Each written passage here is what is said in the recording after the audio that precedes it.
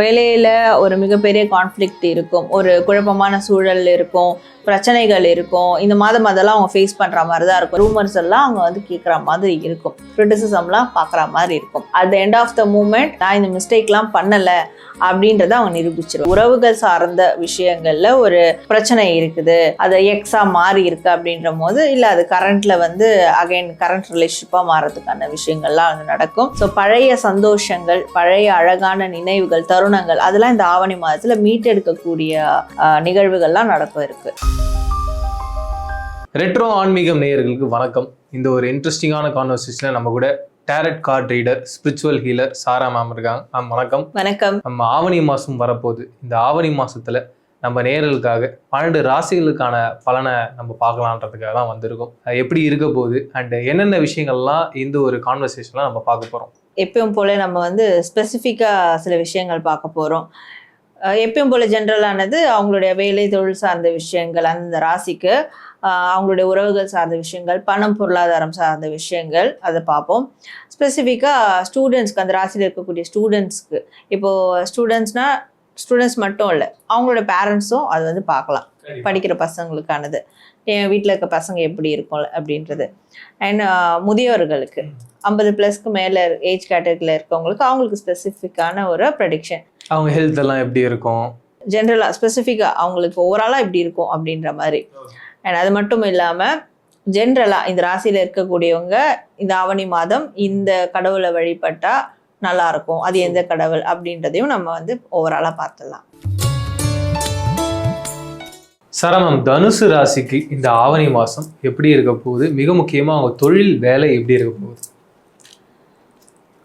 So தனுசு ராசி அவங்களோட தொழில் வேலை சார்ந்த விஷயங்கள் எப்படி இருக்கும் இந்த ஆவணி மாதத்தில் அப்படின்னு பார்க்கும்போது, வேலையில் ஒரு மிகப்பெரிய கான்ஃப்ளிக்ட் இருக்கும், ஒரு குழப்பமான சூழல் இருக்கும், பிரச்சனைகள் இருக்கும். இந்த மாதம் அதெல்லாம் அவங்க ஃபேஸ் பண்ணுற மாதிரி தான் இருக்கும். இவங்களை சுற்றி ரூமர்ஸ்லாம் பேசுவாங்க, தப்பாக யாராவது இவங்களை பற்றி போட்டு கொடுப்பாங்க, இப்படியான விஷயங்கள் நடக்கும். ஒரு பிஸ்னஸ் பண்ணுறாங்கன்னா கூட அந்த சுற்றி இருக்கிறவங்க இவங்க பண்ணுற பிஸ்னஸில் ஏதோ இல்லீகலாக பண்ணுறாங்க, ஏதோ வந்து ஏமாத்துறாங்க கஸ்டமர்ஸை, இப்படியெல்லாம் கூட பேசுவாங்க. உண்மை அது இருக்காது. ஆனால் இந்த மாதிரியான ரூமர்ஸ் எல்லாம் அவங்க வந்து கேட்குற மாதிரி இருக்கும், கிரிட்டிசிசம்லாம் பார்க்குற மாதிரி இருக்கும். ஆனால் at the end of the moment கடவுள் அருளால் அதெல்லாம் போய் இதெல்லாம் நான் கிடையாது, நான் இந்த மிஸ்டேக்லாம் பண்ணலை அப்படின்றத அவங்க நிரூபிச்சிருவாங்க. நான் ஒரு நியாயமான ஆள் அப்படின்றத நிரூபிப்பாங்க. அது இந்த ஆவணி மாதத்துல ஃபர்ஸ்ட் ஆஃப் செகண்ட் ஆஃப் அப்படி வந்து நடக்கும் அவங்களுக்கு. கண்டிப்பா சூப்பர். ஃபர்ஸ்ட் ஆஃப் ஒரு சோதனையாகவும், செகண்ட் ஆஃப் வந்து சாதனையாகவும் நடக்கும். Super ma'am. அண்ட் இப்பேற்பட்ட ஒரு காலகட்டத்துல இவங்களுடைய ரிலேஷன்ஷிப் எப்படி மேம் இருக்கும்? ஸோ தனுசு ராசிக்கு ஆவணி மாதத்தில் அவங்களோட ரிலேஷன்ஷிப் சார்ந்த விஷயங்கள் எப்படி இருக்கும் அப்படின்னு பார்க்கும்போது, பழைய காதல் துளிர்விடும் அப்படின்னு சொல்லலாம். பழைய நட்பு வட்டாரங்கள்லேருந்து அவங்களுக்கு வந்து கால் மெசேஜ் அதெல்லாம் வந்து வரலாம். ஸோ அப்படி உறவுகள் சார்ந்த விஷயங்களில் ஒரு பிரச்சனை இருக்குது, அது எக்ஸாக மாறி இருக்கு அப்படின்ற போது இல்லை அது கரண்ட்டில் வந்து அகைன் கரண்ட் ரிலேஷன்ஷிப்பாக மாறதுக்கான விஷயங்கள்லாம் வந்து நடக்கும். அண்ட் ஹஸ்பண்ட் அண்ட் ஒய்ஃபாக இருக்கிறாங்கன்ற போது கூட ஒரு 6 மாதத்துக்கு முன்னாடி ரொம்ப சந்தோஷமாக இருந்தோம், 6 வருஷத்துக்கு முன்னாடி ரொம்ப சந்தோஷமாக இருந்தோம், மீண்டும் அந்த சந்தோஷம்லாம் எங்களுக்கு எப்போ கிடைக்கும் தெரியல, நாங்கள் எப்போ அந்த மாதிரி அந்யூன்யமாக இருப்போம் தெரியலன்ற போது இந்த ஆவணி மாதம் அதற்கான விஷயங்கள் வந்து நடக்கும். ஸோ பழைய சந்தோஷங்கள், பழைய அழகான நினைவுகள், தருணங்கள் அதெல்லாம் இந்த ஆவணி மாதத்தில் மீட்டெடுக்கக்கூடிய நிகழ்வுகள்லாம் நடக்க இருக்கு. தனுசுக்கு பண வரவு எப்படி இருக்க போகுது? ஸோ தனுசு ராசிக்கு பணம் பொருளாதாரம் சார்ந்த விஷயங்கள் எப்படி இருக்கும் அப்படின்னு பார்க்கும்போது, குறிப்பாக ஒரு 7 மாதங்களா 7 வருடங்களா இப்போ பெரிய பணம் ரீதியான விஷயங்கள்லாம் டீல் பண்ணிட்டு இருக்காங்க அப்படின்னும் போது 7 வருடங்கள், சின்ன சின்ன பணம் ரீதியான விஷயங்கள்னா 7 மாதங்கள் அப்படி எடுத்துக்கணும். அப்படி இருந்தவங்களுக்கு, வெயிட் பண்ணிட்டு இருந்தவங்களுக்கு இந்த மாதம் அதுக்கான ரிசல்ட் கிடைக்கும் அப்படின்னு சொல்லலாம். ஒரு அறுவடை காலம்னு சொல்லலாம். ஸோ விதைச்சவன் அறுவடை பண்ணுவான். அப்போ இவங்க என்ன விதைச்சிருக்காங்களோ பணம் பொருளாதாரம் சார்ந்து அதுக்கான அறுவடை இந்த மாதம் அவங்களுக்கு நடக்கும். இவங்களும் நம்பிக்கையோட இருக்கணும், நம்மளுக்கு நடக்கும் அப்படி நம்பிக்கையோட இருந்தா மட்டும்தான் நடக்கும். தனுசு ராசியில இருக்க குழந்தைகளுடைய எஜுகேஷன் எப்படி மேம் இருக்கும்? ஸோ தனுசு ராசியில் இருக்கக்கூடிய ஸ்டூடெண்ட்ஸ்க்கு இந்த ஆவணி மாதம் எப்படி இருக்கும் அப்படின்னு பார்க்கும்போது, இந்த ஆவணி மாதம் அவங்களுக்கு ஒரு சாலிடான ஆஃபர் வந்து கிடைக்கும்.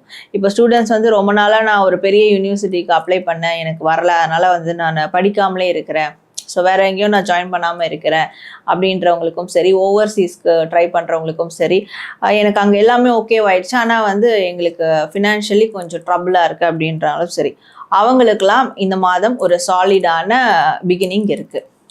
ஃபினான்ஷியலாக ஏதாவது ஒரு நல்லது நடக்கும். சில பேருக்கு அவங்க ஜாயின் பண்ணணும்னு நினைக்கிற இடத்துல ஜாயின் பண்ணுவாங்க. ஒரு சாலிடான ஆஃபர் இருக்குது. அதே மாதிரி இப்போ படிச்சுட்டு இருக்க பசங்க கூட ஏதாவது ஒரு புதிய க்ரியேட்டிவிட்டியை உருவாக்குவாங்க அவங்களுடைய ஸ்டடீஸில். தனுசு ராசியில் இருக்க முதியவர்களுடைய வாழ்க்கை எப்படி மேம் இருக்கும்? ஸோ தனுஷ் ராசியில் இருக்கக்கூடிய சீனியர் சிட்டிசன்ஸ் அவங்களுக்கு இந்த ஆவணி மாதம் எப்படி இருக்கும் அப்படின்னு பார்க்கும்போது, தன்னைத்தானே மோட்டிவேட் பண்ணிப்பாங்க, தன்னைத்தானே இன்ஸ்பிரேஷனாக பார்ப்பாங்க. நான் என் ஊரில் இருக்கிற யாரோ ஒருத்தர் இன்ஸ்பிரேஷனாக பார்க்கணும், நானே இன்ஸ்பிரேஷன் தான். என் வாழ்க்கையில் நான் இவ்வளோ பாதையை கடந்து வந்திருக்கேன், இதெல்லாம் நான் கடந்து வந்ததே பெரிய விஷயமாச்சு. அப்போ என்ன நானே இன்ஸ்பிரேஷன், என்னுடைய வேர்ல்டு வெர்ஷன் தான் என்னோட இன்ஸ்பிரேஷன். ஸோ அப்போ அதை பார்த்து இனி இருக்கக்கூடிய ஃப்யூச்சரை நான் கடந்து போவேன் அப்படின்னு செல்ஃப் மோட்டிவேட் பண்ணுவாங்க. அவங்களே பண்ணிப்பாங்க. நிறைய தைரியமான முடிவுகள் எடுப்பாங்க, தைரியமான காரியங்கள் இறங்குவாங்க, தனியாலாம் டூர் போயிட்டு வருவாங்க. நிறைய அட்வென்ச்சரஸான விஷயங்களை இந்த மாதம் அவங்க செய்யறதுக்கான ஒரு மோட்டிவேஷன் கிடைக்கும். தனுசு ராசியில் கடவுள் வழிபாடு, எந்த கடவுளை வழிபட்டால் அவங்க வாழ்க்கை மாறும் மேம்?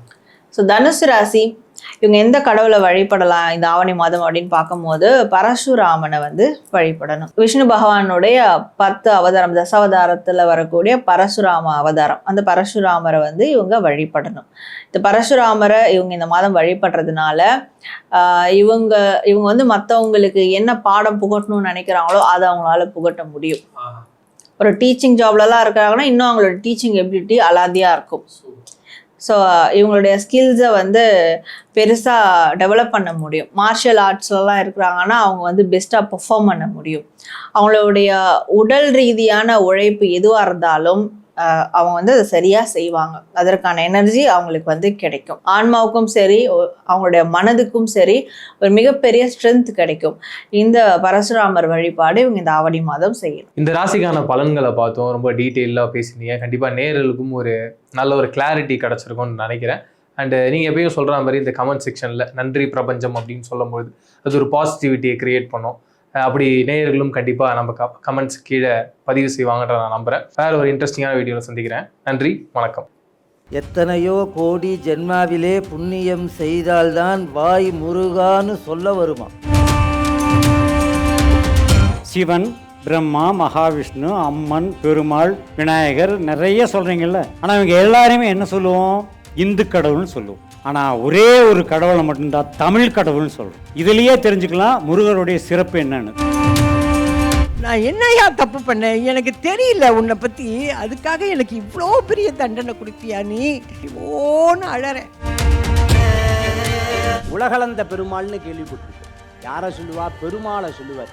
ஆனால் முருகப்பெருமான் 2வது முகமாக பூமிக்கும் வானத்திற்கும் காட்சி கொடுக்கக்கூடிய முருகன் 2வது முகம் வாமதேவ முகம்னு பேரு. உங்களுக்கு ஒரு கஷ்டம் வந்துருச்சு, என்ன பண்ணுவீங்க? முருகன்னா சொல்லுவீங்க, ஐயோ முருகா என்னை எப்ப காப்பாத்துவ? எனக்கு யாசகம் போட்டுட்டு போனாங்க. நான் யாசகம் வாங்க போன இடத்துல உட்கார்ந்தேன்னு கூட எனக்கு தெரியாது. அதாவது சொல்லுவாங்க, செவ்வாய் வெறுவாய் அல்ல, முருகனை நினைத்தால். முருகா என்ற ஒத்த சொல்லுக்கு, அந்த ஒத்த மந்திரத்திற்கு அங்க வருவாய் மட்டுமே இருக்கும். வரம்பில்லாத அருளை தருபவன் முருகன். அப்ப எதிரியான அந்த சூரபதுமனையே தன்னோடு வைத்துக் கொள்ளும் முருகப்பெருமான் நமக்கு எதை தர மாட்டான்?